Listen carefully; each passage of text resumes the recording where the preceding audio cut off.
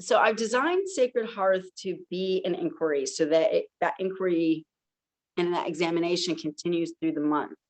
And the structure of it is in the beginning of the month, there is a seed concept or an idea like the spiritual wound that we start to look at and unpack.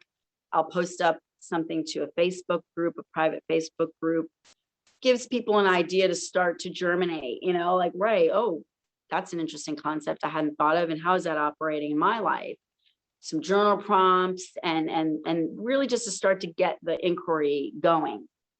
And then the second week, we come together in person for my signature course, Breathing Space, which really just breathing space is a combination of restorative yoga and of holotropic breath work. And it helps people to just really dive deep inside, get grounded, and then come into the group for this discussion with an open heart and vulnerability in a sense of, but feeling safe in that vulnerability, not only because I'm there holding the space and facilitating that, but also grounded in one's own self and held by the group.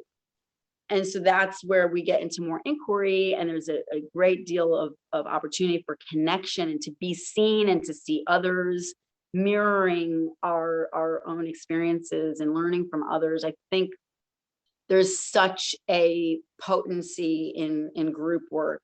There's such potency in seeing others and witnessing others and being heard and witnessed by others. So much to be learned within that context. So we'll just be able to dive in and start to unpack that inquiry, say, for example, around the spiritual wound and how that's operating in our own lives. And then throughout the rest of the month, there's Facebook Lives, there's Zoom meetings that people can join in again and get that reconnect back. And I just keep thinking of it as like that hearthstone or a touchstone. It needs to be a regular, consistent thing. I mean, there's a reason why church was done every week.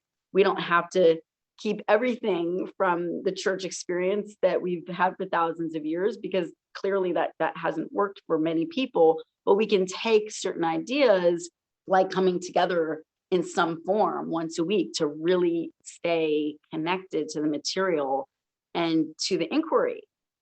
Because in my definition, that is a spiritual practice. It's an ongoing inquiry.